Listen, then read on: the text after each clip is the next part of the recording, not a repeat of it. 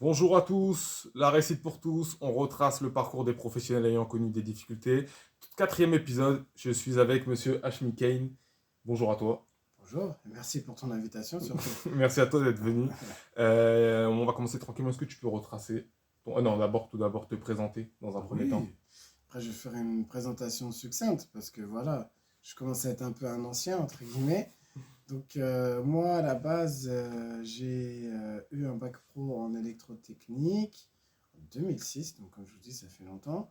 À partir de là, j'ai souhaité m'orienter dans les métiers du social. Petite anecdote, je me suis inscrit à la fac de Bobigny, mais lorsque je me suis présenté le premier jour, j'avais peur. J'ai eu une crise de panique. Je me suis dit, mais waouh, où je suis, il y a du monde. Et j'ai plus jamais remis les pieds ici. Ah, la fac, t'as pas du tout. Au début, non, pas du tout. Donc Ok. à partir de là, je suis devenu assistant d'éducation dans un collège. Et de fil en aiguille, je suis entré en formation d'éducateur spécialisé. C'est pas très bien passé. Voilà, peut-être parce que je n'étais pas assez mature à cette époque-là. Et j'ai travaillé en prévention spécialisée pendant 5 ans, dont 3 où j'avais pas de diplôme. Et j'ai entamé un parcours en VAE, où là, à partir de 2013, j'ai souhaité me professionnaliser et surtout acquérir des compétences Très bien. qui m'ont permis, de fil en aiguille, d'arriver au poste que j'ai actuellement. Donc j'ai obtenu un diplôme d'état de moniteur éducateur, ensuite un diplôme d'état d'éducateur spécialisé. Et là, j'ai réintégré la fac. Là, voilà, j'étais prêt. J'ai fait une licence en sciences de l'éducation que j'ai obtenue avec mention bien. Et après, j'ai fait un M1 et un M2 également que j'ai obtenu avec mention bien. Et c'était à l'université de Villetaneuse. Cette fois, pas de peur Ouais, dans non, dans je savais l'université. qui j'étais, où j'allais. Et de là, après être devenu éducateur, pardon, après mon expérience d'éducateur spécialisé, je suis devenu directeur dans une maison de quartier, puis chef de service jeunesse. Et aujourd'hui, je suis délégué du préfet en Seine-et-Marne. Très bien, merci pour cette présentation. Hachmi, on va retracer le parcours depuis le début. Comme tu D'abord, on veux. va commencer avec l'école primaire. Quel élève t'étais Ah, en au primaire, début? Un j'étais un bon élève? élève très turbulent. Très C'est-à-dire bien. que ce qui remontait souvent, c'est n'écoute pas, insolent. Parce qu'en fait, je pense que ça traduisait mon envie d'apprendre et le fait que j'avais du mal à rester sur place. Tout le temps, je posais des questions, tout le temps, j'avais besoin d'être stimulé. Donc, j'étais un bon élève quand même, mais très, très speed. Très discipliné, beaucoup d'énergie Ah, beaucoup, à beaucoup. revendre. Oh, Et oui. par la suite, quand tu arrives au collège, comment ça se passe en termes de notes Oh, et d'attitude? les notes, ça allait, mais au niveau comportement, c'était compliqué. Ok, ok, C'était ok. compliqué. J'avais pas mal de difficultés à rester sur place. Euh, j'ai pas mal de soucis à mes parents à cette époque-là. Mon père venait très souvent à l'école. Je m'en excuse encore. Mais voilà. Mais le problème n'était pas les notes, c'était plus Non, sur le comportement. non, au niveau du travail, ça allait. C'était plus au niveau du comportement, respecter le cadre qui était celui de l'école et qui est toujours aujourd'hui. Voilà, il y a une école, il y a un mode de fonctionnement. Et je pense que voilà, le mode de fonctionnement ne me correspondait pas. Même si au niveau des notes, je m'en sortais, je pas mauvais, quoi. Il y avait 12, 13, je crois. Ok. Et pourquoi quand tu arrives en troisième, tu te fais orienter en bac pro électrotech? Ah ouais, Tu avais fait une c'est le demande terme. Je me fais orienter en bac pro électrotech. Déjà, je savais même pas après des c'était bonnes quoi. notes. Je savais même pas c'était quoi professionnel ou général. Déjà, c'est la première des choses. J'avais d'autres préoccupations dans la cour de récréation. Et mes parents, voilà, n'ayant pas fait d'études supérieures, n'avaient pas forcément, entre guillemets, la culture leur permettant de m'orienter au mieux. Donc, de fil en aiguille, moi, j'ai vu la conseillère d'orientation. Voilà, sans plus, les métiers du bâtiment, ça me parle pas du tout. Je suis pas du tout manuel à l'heure qu'il est. Je suis toujours, en plus, je suis un peu daltonien, j'ai un peu de mal avec les couleurs. Donc les fils rouges, bleu, vert. Et là, j'ai mon prof d'histoire. Je sais pas, c'était mon prof principal, un peu un cavalier seul. Il essaie de convaincre mon père, oui, en France, on recrute beaucoup d'électriciens. ce serait bien qu'Hashmi aille en électrotechnique. Et mon père, voilà, il écoute l'institution. L'institution lui dit ça, il dit, bah, c'est mieux pour toi. Je fais, moi, je veux pas aller là-bas, moi. En fait, j'étais passionné, moi, j'écris beaucoup, enfin, je lis beaucoup.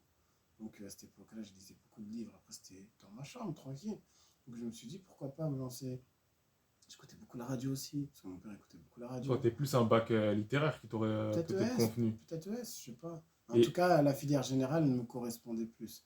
Mais mon comportement ne m'aidait pas forcément. Mais bon, après, j'étais comme un adolescent de cette époque-là. Donc j'étais orienté en électrotechnique. Je ne savais pas ce que je faisais ici. C'était compliqué. J'ai failli, au bout de... décroché. Ah non, j'allais plus le mardi et jeudi, je me souviens. Enfin, j'avais un emploi du temps en moi, quoi. À la carte, ok. Vraiment à la carte. Parce que nous, c'était 4 ans à l'époque, le bac pro. 2 ans BEP, 2 ans bac pro. Donc j'ai eu la chance d'avoir été accompagné par une équipe d'éducateurs en plus à l'époque, qui était dans mon quartier en prévention spécialisée, qui m'a motivé, reboosté et qui ne me lâchait pas surtout. Parce que c'était d'étape en étape, voilà, essayer d'avoir le BEP, va jusqu'au bac. Au bac, c'est un passeport qui te permettra de reprendre tes études plus tard. Et je suis bien content. Et est-ce qu'à ce moment-là, quand tu es en première bac pro, tu sais ce que tu veux faire? Tu as une idée à ce moment-là ou toujours pas? Non, non, pas du tout. Je vais à l'école pour aller à l'école. J'ai pas le choix. Ma mère, elle me réveille le matin. Je vais à l'école. Je sais juste qu'il faut que j'aille jusqu'au bac. Je prends aucun plaisir. Sur le chantier, je suis en dépression. Il fait trop froid. J'ai mal aux mains. Parfois, je pleure. Parce que franchement, je n'étais pas dans mon élément. Et je me rends compte que non, je suis pas du tout fait pour ça. Donc, malgré ça, tu arrives à obtenir ce diplôme? Oui, au niveau du scolaire, c'était pas difficile pour moi. Sachant qu'en plus, c'est une réalité. Il y a beaucoup d'enseignements généraux qu'on te retire en bac pro. Je sais que pour me préparer pour mon concours d'entrée en EduxP, j'ai dû prendre des cours particuliers avec mon ancienne prof de français, parce qu'on n'a jamais fait de dissertation, de commentaires argumentés, enfin, je veux dire, de synthèse. Ouais, c'est clair. Fallait se remettre à niveau, Tu tout pars avec simplement. un petit handicap, Pas un petit, un grand handicap. un gros Un handicap. gros handicap. Donc, tu obtiens ce baccalauréat, tu sais toujours pas ce que tu veux faire, tu penses aux études, tu penses à aller travailler directement? Non, je me dis que je vais aller à la fac parce que je commence à avoir des idées où j'ai envie d'apprendre, tout simplement. Mais comme j'ai dit au début, j'ai un peu de mal, voilà, la pression, j'arrive à la fac. Et de là, en fait, j'ai rencontré mon ancienne CPE qui m'a proposé d'être assistant d'éducation, j'avais 19 ans. Et je pense que ça a été une révélation parce que je me suis rendu compte que j'étais bon dans le contact avec les jeunes. J'étais moi-même jeune à l'époque, mais dans le côté conseil, accompagnement. Donc de là, j'ai souhaité vraiment m'orienter dans cette direction. Et j'ai regardé sur Internet les formations, qu'est-ce qu'il fallait faire. Et je m'en souviens, c'est pour ça, et parfois, il ne faut pas forcément écouter. Il faut écouter et pas écouter en même temps. J'ai rencontré des gens qui m'ont boosté, mais j'ai rencontré des gens me disant « Ah non, c'est trop dur ». C'était juste un concours d'entrée pour entrer à l'école d'EduxP. Ah non, non, moi j'ai ma belle-fille qui a essayé, qui a pas réussi. Je pense que tu devrais pas te lancer dans ça. Faut pas forcément écouter ces mauvaises paroles. C'est des parasites. Ça s'appelle des parasites. Et donc ce projet, il s'affine pendant que tu es assistant d'éducation. Tout à fait. C'est là que j'ai planifié, je dirais, les 5 années qui ont suivi. C'est-à-dire que ce qui est important, c'est la planification. Et la projection. C'est-à-dire celui qui ne se projette pas, qui ne planifie pas, il ira nulle part. C'est clair, c'est clair. Peu importe. Hein. Regardez là derrière, il y a le podcast Les Clés de l'insertion. C'est de la visualisation, c'est de la planification, c'est un travail minutieux, comme la réussite pour tous. Ça ne fonctionne pas sinon. Exactement. Donc tu t'inscris, tu candidates pour devenir éducateur spécialisé. Donc comment tu prépares ce concours? Donc, comme tu disais... J'avais pris des cours particuliers avec mon ancienne prof de français pour l'écrit. L'oral, c'était vraiment des lectures, c'est-à-dire des lectures de... C'était Philippe Gabéran, c'était quoi comme livre encore? Bref, j'ai lu beaucoup de livres parce que j'aime beaucoup lire.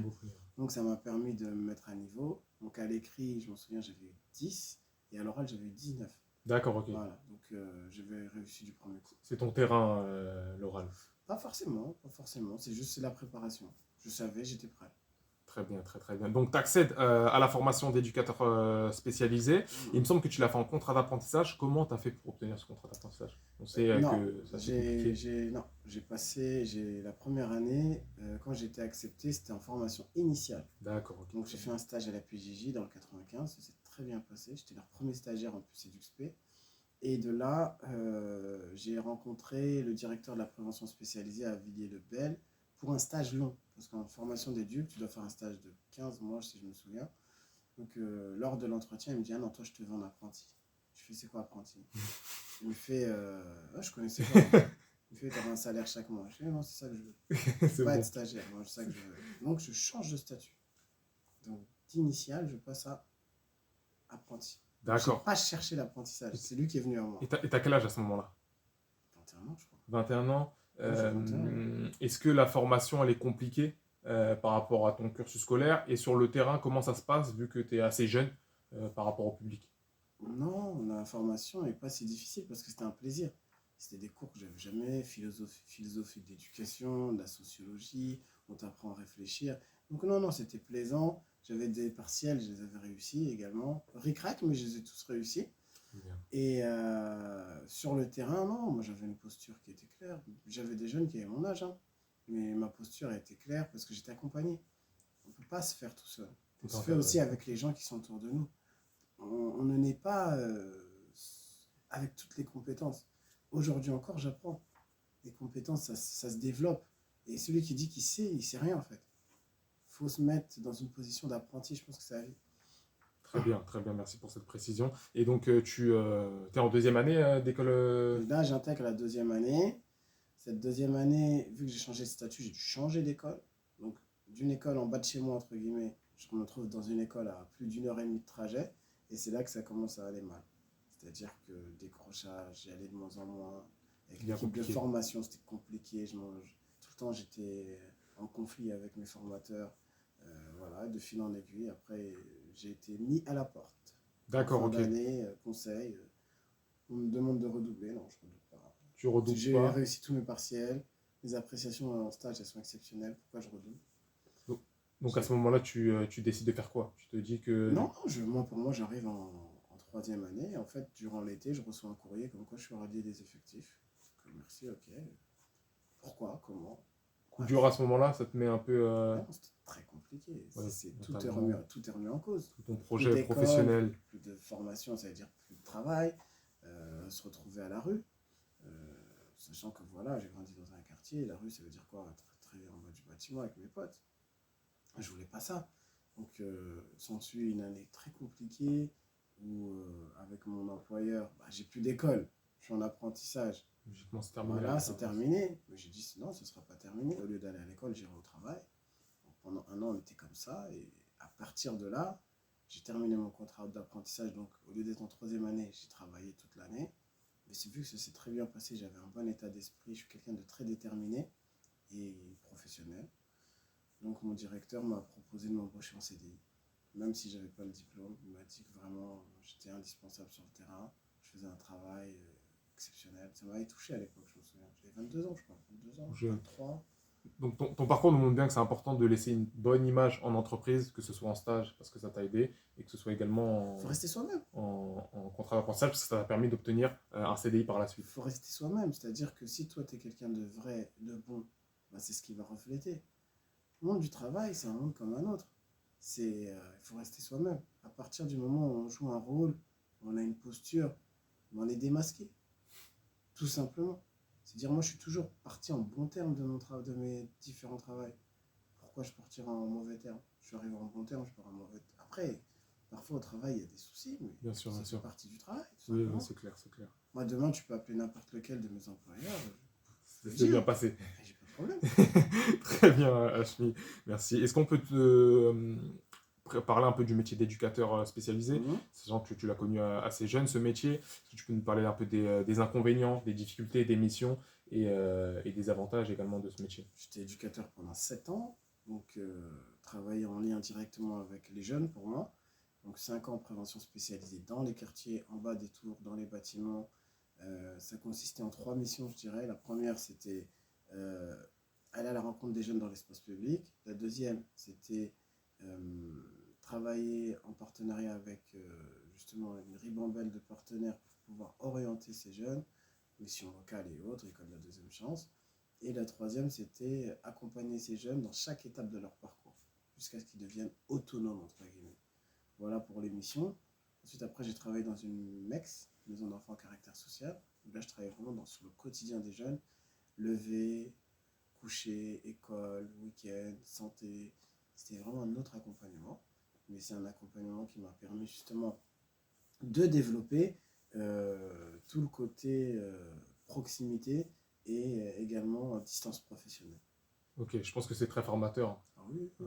à 22 ans, aussi jeune, de faire ce Allez, travail-là. ça a duré de 21 à 28 ans. En Ouais, plus, 7 ans. tu 7 es ans. resté longtemps, c'est que tu as apprécié cette expérience. J'apprécie encore. C'est juste qu'après, le destin m'a amené autre part, mais demain je suis éducateur, je dis pas non. J'aime beaucoup. Très bien, très bien. Je voulais juste revenir sur, durant cette période, tu as passé une VAE. Est-ce que tu peux nous expliquer un peu plus en détail comment ce processus s'est déroulé, une VAE de moniteur éducateur? Validation des acquis professionnels. Enfin, pardon. VAE, c'est validation des acquis par l'expérience. Donc en fait, à l'époque, depuis 2018, ça a changé. Maintenant, il faut 1 an d'expérience. Avant, il fallait 3 ans d'expérience dans le domaine. Et ensuite, on doit faire un dossier. C'est un dossier qui fait entre, je sais pas, 70 et 90 pages. Hein. C'était assez dur. Ah oui, c'est dur. Il faut mettre toutes ces expériences, les étayer, les expliquer. Et ensuite, on envoie nos éléments à la maison des examens à Arcueil. Et là, on est reçu par un jury. Et le jury juge si tu as acquis toutes les compétences. Avant, c'était des domaines de compétences, il y en avait 4. Donc, ces domaines de compétences, est-ce que tu as réussi, par exemple, à valider tout ce qui était en lien avec l'accompagnement individuel, mise en place de projets, travailler en partenariat en réseau. Donc voilà, donc j'ai fait cette VAE, après j'en ai fait une deuxième et du XP. Ok, J'avais besoin de reprendre confiance en moi en fait. J'ai fait 2 VAE. très bien, très bien. Et ça, c'est pas forcément un dispositif qui est connu C'est connu. des plus jeunes, dans ce sens-là. Comment on peut, le processus pour le faire, parfois ça peut être Internet. intéressant de... Internet, c'est-à-dire que voilà, moi je suis quelqu'un, je suis, voilà, je crois que c'est la génération des millénials, la mienne. C'est-à-dire qu'on était beaucoup sur pas les réseaux sociaux, sur Internet, aller à la rencontre, à la recherche d'informations. Donc moi quand j'ai vu ça, je me suis dit, bah c'était fait pour moi quoi. C'est-à-dire que j'avais acquis sur le terrain pas mal d'expérience, que j'ai réussi aussi à transformer en acquis théoriques via des compétences. Je voulais les valoriser tout simplement. Ok, très bien. Ensuite, tu poursuis en licence. Mhm. Comment ça se passe? Tu travailles en même temps, Ah oui, je travaille en même temps. et tu fais la licence? Ouais, parce que j'avais pas. Parce qu'à l'époque, il fallait poser une demande de formation. Elle est refusée la première année, la deuxième année, elle est acceptée, et tu vas la troisième année. Moi, j'avais pas le temps. Moi. C'est-à-dire, j'avais 30 jours de congé dans l'année. Je posais mes jours de congé. J'ai mes 30 jours, je crois, je les ai découpés en 60 demi-journées. J'ai pas pris de vacances. J'allais à la D'accord. fac. Mais mes écrits, mes mémoires, je les faisais la nuit. C'est-à-dire que voilà, je travaillais et j'ai dit à personne aussi. C'est une licence de quoi? C'était Tu l'as sciences de précisé. l'éducation, parcours, insertion, intervention sociale sur le territoire. Ok, ça devait être une période un peu C'était très dur. intense. C'était très dur. En plus, je venais de devenir père, c'était très très dur. Mais Tout cumulé. dans la même année, je me souviens, fin 2013, j'ai eu mon diplôme d'état de moniteur éducateur. En en juillet 2014, j'ai eu ma licence. Et en décembre 2015, j'ai eu mon diplôme d'EduxP. C'est-à-dire en 1 an, j'ai eu 3 diplômes. Ça, c'est tout est Tout enchaîné. s'est enchaîné. La reprise d'école, ça a été compliqué. Non, j'étais déterminé, je savais ce que je voulais. Très C'est bien. pour ça que je parlais de visualiser. Je savais où je voulais aller. Donc non, c'était pas difficile. Et le master, pareil, tu étais en situation d'emploi à ce moment-là? C'était en situation d'emploi. Je venais d'avoir aussi des jumelles, pardon. Donc j'ai fait mon master en 3 ans au lieu de 2 ans. Donc mon M1, je l'ai fait en 2 ans. La première année, j'ai validé tous les enseignements. La deuxième année, j'ai fait mon mémoire. Et après, la troisième année, j'ai fait mon master. Mon M2. Ok. Voilà. Donc, Beaucoup en de... fait, quand tu connais tes objectifs, c'est pas grave. Tu prends le temps, c'est tout. Tu prends le temps, ça prend 4 ans, 5 ans, c'est pas grave. Même s'il y a la difficulté, Ouais, tu restes c'est pas grave. persévérant, c'est très bien. Et donc, comme je disais tout à l'heure, tu as travaillé 7 ans en tant qu'éducateur. Tu changes de poste. Pourquoi ce changement? Tu avais besoin de voir autre chose? Non, c'est parce que c'est des opportunités professionnelles. Ok. Voilà, j'ai un niveau master, j'ai 7 ou 8 ans d'expérience maintenant. Je crois que j'avais pas 30 ans encore, je crois que j'avais 29 ans, un truc comme ça. On me propose de diriger une maison de quartier qui vient d'ouvrir. Bah, pour moi, c'est une ascension professionnelle. En plus, c'est une proposition. Donc j'accepte. J'accepte, j'y vais. Ok. Et ça, tu passes ça, maintenant, tu passes dans la fonction publique. T'as dû C'est passer un ça. concours pour. Non, non, non, je suis rentré en tant que Pour contractuel. contractuel, ok. Et comment tu gères la transition entre le management des équipes et du coup, tu as moins de travail sur le terrain? Comment tu as géré cette transition? C'était compliqué? Est-ce que C'était un peu le terrain compliqué. t'a manqué un peu? Non, c'était un peu compliqué parce que je n'avais jamais managé avant. Et en France, c'est paradoxal. En France, on te fait monter dans les échelons. Donc, tu deviens manager parce que tu es un bon professionnel à ton poste. Mais il n'y a rien qui atteste que tu es un bon manager. Donc, tu vois, là, le truc, c'est paradoxal. Non. Donc voilà, j'avais une équipe, c'était une petite équipe 4-5. Non, ça s'est bien passé. Après, au bout de cette année-là, je suis devenu chargé de mission jeunesse parce que j'avais envie de travailler plutôt sur le côté projet, développer des actions. C'est plutôt mes appétences. Et après, cette même année, je suis devenu intervenant à la fac, chargé de cours. Là où j'ai eu mon master, on m'a proposé. Et là, j'ai rencontré. Voilà, tu rencontres des gens. Tu te fais un réseau, On fait un réseau. un On réseau m'a dit, professionnel. voilà, c'était un DGA. Il m'a dit, je cherche un chef de service jeunesse. Est-ce que ça t'intéresse? Et moi, je me souviens quand j'étais plus jeune, je voulais terminer ma carrière, je voulais être chef de service jeunesse. Ah, ok. Ouais, voilà les ambitions. Le rêve, c'est réalisé en tout cas. Très rapidement. Mais Donc, pour si moi, quand je suis arrivé chef de service jeunesse, c'est bon, j'avais terminé. t'avais fini le jeu. Voilà. Ouais, c'est ça le problème aussi quand on vient d'un quartier. On n'a pas d'ambition forcément parce qu'on ne connaît pas. C'est vrai C'est une réalité. on peut se restreindre alors que. On se restreint parce qu'on ne connaît pas. Exactement, on n'a pas toutes les connaissances du monde professionnel. Et durant ce poste je reviens sur le poste de directeur de maison de quartier, est-ce que tu peux nous parler un peu de ce métier, les avantages et les inconvénients également de ce poste? Je pense que voilà, le management, ça peut être parfois Ah un oui, peu là c'était plus. dur, Ça passait de t'as plus de charge de 10, travail. 10 à 15 personnes selon les périodes. Estival ou non, tu prends des animateurs supplémentaires. Je dirais 70% du travail, c'était gérer de l'humain. Gérer les gens, gérer les Les services. problèmes peut-être parfois. Parfois, il y a des problèmes. Il faut faire en sorte que tout puisse. C'est comme un chef d'orchestre, quoi. Que chaque instrument soit utilisé au bon moment. Et à partir de là, les 30% qui restent, c'est le projet, les actions, la projection. C'est très formateur en tout cas. J'ai fait ça pendant 2 ans. Très, très, très formateur. C'est là vraiment où. Voilà, en tout, j'ai fait 3 ans de management. C'est vraiment l'expérience de chef de service. Travailler avec des élus, travailler avec des directions différentes, participer à des bureaux municipaux, faire des arrêtés municipaux. Enfin voilà, tu rentres vraiment dans le dur. Mais c'est bien, très Ok, formateur. ok, très bien. Et le changement de poste, tu passes chargé de mission? Non, ça Euh, c'était avant ça. Ah, Chargé c'était de avant? mission, et après ça c'est chef de service jeunesse, et après je deviens délégué du préfet. D'accord, ok. Et le poste précédent, quand Chargé tu de es mission chargé de jeunesse? mission Oui. jeunesse, est-ce que tu peux nous parler un peu des avantages de ce métier et des inconvénients? Bah, c'est un métier où tu dois être vraiment dans l'ingénierie sociale. C'est-à-dire que tu es vraiment dans proposer des actions, des projets qui répondent aux besoins des jeunes. C'est-à-dire les gamins, ils veulent passer le permis de conduire, essayer de trouver un dispositif, une action qui va leur permettre d'avoir un financement pour les aider à payer leur permis, mais de l'autre côté, que ça apporte quelque chose à la collectivité, à la société, peut-être via des heures de bénévolat ou autre. Le BAFA, qui a un diplôme, enfin, pas un diplôme, c'est une attestation, Formation. c'est une formation qui te permet d'avoir l'aptitude de devenir animateur. Ben, c'est un engagement. Ça te permet de t'engager dans la société en encadrant les plus jeunes. Donc, lui, il va gagner des sous, le gamin, mais pour la société, le fait qu'il ait un BAFA, ça va le permettre aussi de contribuer à l'éducation des plus jeunes. Enfin voilà, quand tu es chargé de mission en jeunesse, c'est réfléchir à qu'est-ce que ça peut apporter aux deux parties, à la société comme aux jeunes.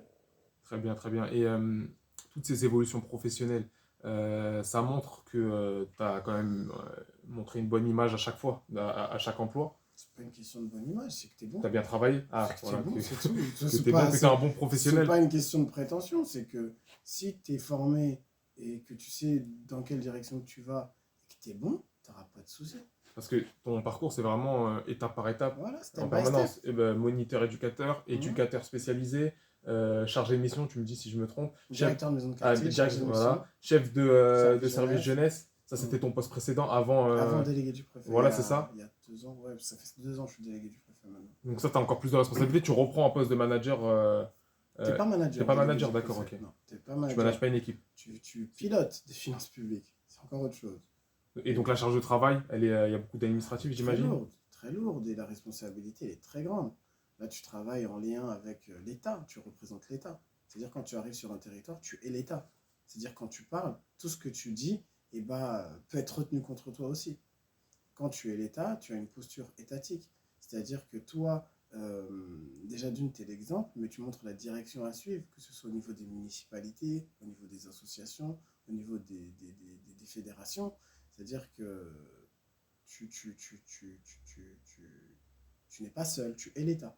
C'est pas Hmical, c'est je représente Tu l'État. représentes l'État, Voilà. il faut faire très attention à sa posture professionnelle. C'est pas une question d'attention, c'est que tu dois être exemplaire. Et c'était sur quel territoire que tu as exercé Ah non, là, j'exerce sur 5 territoires. Sur 5 C'est-à-dire territoires, sur d'accord, ok. Savigny-le-Temple, Moissy-Crémaillère, Lagny-sur-Marne, Ozores-la-Ferrière. Ah non, 4, Ozores-la-Ferrière. Et j'ai des thématiques transversales où je suis référent sport au niveau du département et je m'occupe aussi d'autres thématiques annexes. Ok, très bien. Donc cette évolution permanente, elle est liée au bon travail que tu... Rencontre, au parcours, ça suffit au pas réseau, que tu ouais. travailles bien. C'est qu'il faut qu'on puisse te repérer, il faut que tu aussi répondes aux- Aux objectifs. non, tu répondes aux besoins, les profils, c'est des postes à profil. C'est-à-dire que mon profil à ce moment-là, il était recherché, mais peut-être que dans un autre département, mon profil ne correspondrait pas. D'accord, ok. Ça dépend vraiment c'est Plusieurs facteurs, multifactoriel. ouais. C'est multifactoriel. Voilà. Le réseau que tu as pu développer. Pas que le réseau, parce que tu peux avoir du réseau, mais tu peux aussi ne pas être compétent. Parce que moi, je connais plein de gens qui ont du réseau, mais ils ne sont pas embauchés pour autant. Parce qu'il y a des compétences. Et je connais des gens qui sont très compétents, mais ils n'ont pas de réseau. Donc en fait, Complémentaires. c'est complémentaire et ça dépend des situations. C'est-à-dire quand le train il passe, il faut monter dedans, c'est Il faut tout. le saisir, exactement. Moi, quand le train il passe, je ne me pose pas de questions. Tu rentres dedans Je directement. monte et après, t'apprends en marchant. Exactement, exactement. Et donc ce nouveau poste, encore, tu repasses un step et tu passes, c'est récent encore, c'est Ça délégué. fait 2 ans, c'est un an quand même. Là, 2 ans, ok, ça fait un moment maintenant. Donc, délégué du préfet, mhm. chargé de l'égalité des chances, c'est ça? C'est délégué du préfet auprès Auprès. du préfet délégué à l'égalité des chances dans les quartiers prioritaires de la ville. D'accord, ok. Voilà. Et en quoi consiste ton emploi, tes missions?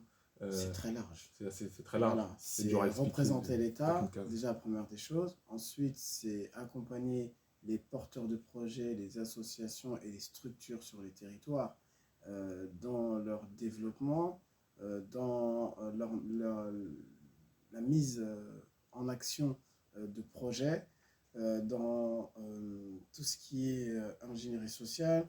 Il y a le côté également financement, parce qu'il y a des budgets que l'État met à disposition des quartiers prioritaires pour justement permettre à la population de ces quartiers de s'émanciper. C'est-à-dire qu'on a détecté que dans ces quartiers, il y avait une plus grande faiblesse, donc l'État, via un financement particulier, accompagne cette population pour lui permettre de faire corps avec le reste de la société. Ok. C'est pas que les jeunes, c'est pas que les personnes âgées, c'est pas que les femmes, c'est tous les habitants, de 0 à 99 ans.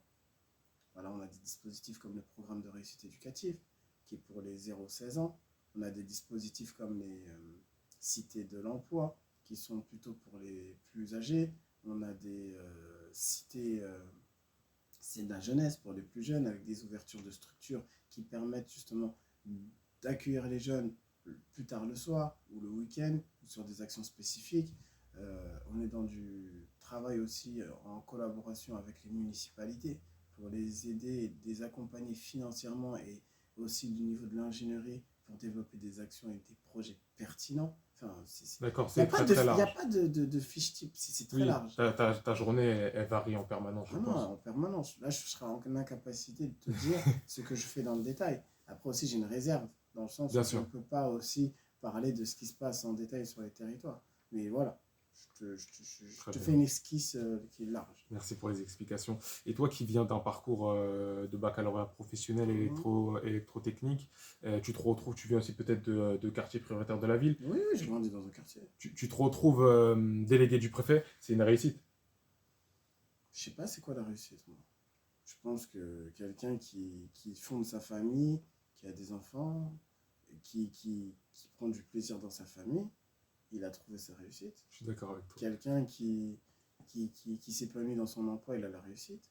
Quelqu'un qui a la bonne santé et qui se contente de ce il a sa réussite. Je pense que la réussite, elle est relative. Désolé de faire le philosophe, Non, mais je suis d'accord avec mais toi, mais la réussite, elle n'est pas liée à ton emploi. Ça, c'est faux. Ça, c'est faux. ok. C'est faux. La réussite, elle est liée à est-ce que tu te sens bien? Est-ce que tu te sens bien dans ta vie, dans ce que tu fais? Mais c'était plus sur le plan professionnel que je veux dire, avoir Ouais, franchi sur le différentes plan étapes, professionnel, ouais, mais c'est je suis aussi intéressant. d'accord avec ton raisonnement. C'est bien, c'est bien. Après, je sais pas où l'avenir me mènera. Je suis là aujourd'hui, demain je serai peut-être ailleurs. Peut-être encore plus haut, on espère en Peut-être tout plus bas cas. aussi. Dans le sens Aussi où peut-être. c'est moi et ce que je recherche dans la vie. Plus haut, plus haut, plus haut. Toi, pour toi, délégué du préfet, c'est haut. Mais moi, quand je suis délégué du préfet et que je vois d'autres personnes, t'es tout en bas. Enfin voilà, tout est relatif. Exactement. Tout est Je suis relatif. tout à fait d'accord avec toi. Et durant ce travail, tu es passé également, comme tu nous as précisé, tu es devenu professeur à l'université. Chargé de cours, c'est différent. Chargé de cours, c'est Professeur, c'est différent? vraiment, tu passes des concours, tu es maître de conférence, attention, ça D'accord, c'est ok. différent. Quand Ok, tu es ok. chargé de cours, tu es intervenant extérieur.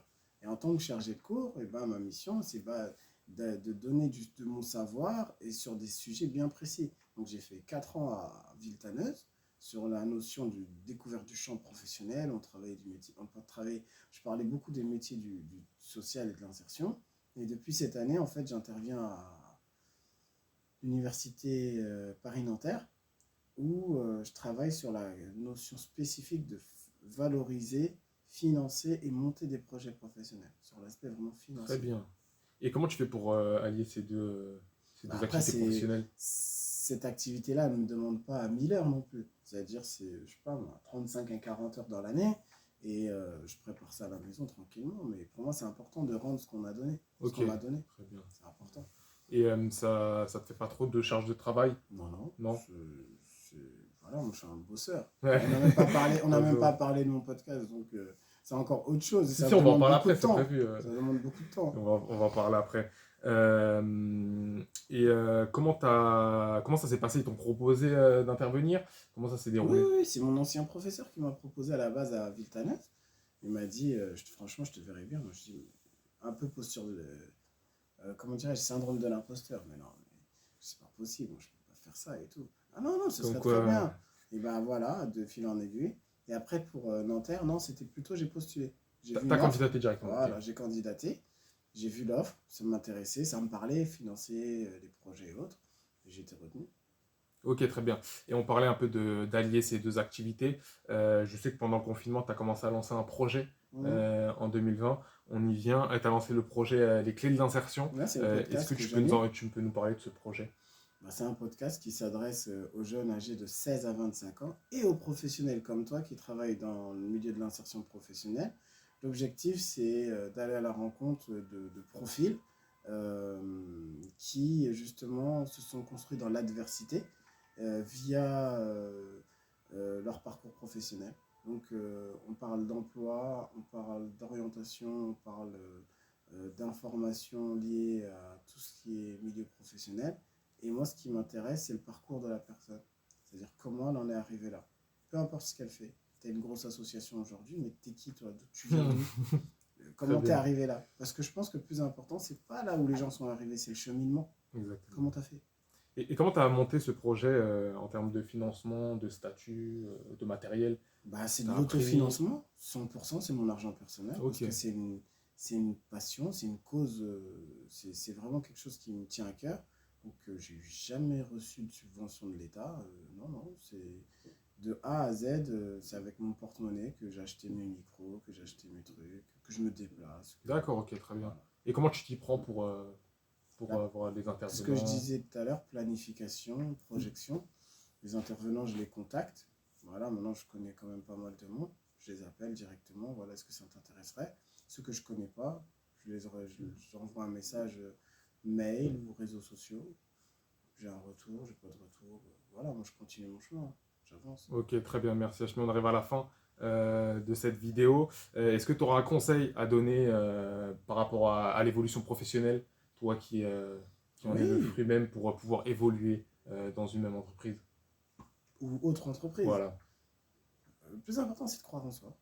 Croire en soi, pas écouter ne pas écouter les gens qui freinent, parce que de toute façon, plus vous allez avancer, plus ces voies-là vont se faire toutes petites. Parce qu'en général, les gens, ils font de la projection sur vous. Quand ils vous disent, ouais, mais non, c'est dur, tu pourras pas, et ben en fait, c'est eux, c'est leur propre faiblesse, c'est leur propre peur qui se reflète. Donc, il ne faut pas écouter, il faut mettre ça de côté et il faut avancer. merci. Demain, tu veux être, je sais pas moi, chef d'entreprise, demain, tu veux être chef de service, tu veux être préfet, enfin, je dis n'importe quoi, hein. Crois en toi d'abord, c'est plus important, et fonce. Très bien, merci beaucoup pour ces mots. Et pour finir, un conseil pour les jeunes qui ont des difficultés avec la scolarité, qui ont des projets mais qui ne sont pas forcément accompagnés. Après, la difficulté vient la facilité. C'est-à-dire que c'est comme quand il pleut, après il y a le soleil. Il faut continuer d'avancer tout simplement. Ok, je te remercie en tout cas d'avoir Oh, merci participé à toi, à cette c'est un vidéo. plaisir, hein. C'est un plaisir. Et je remercie tous ceux qui regarderont. Et on se dit à la prochaine. Merci à Allez, tous. au revoir, Au revoir. merci.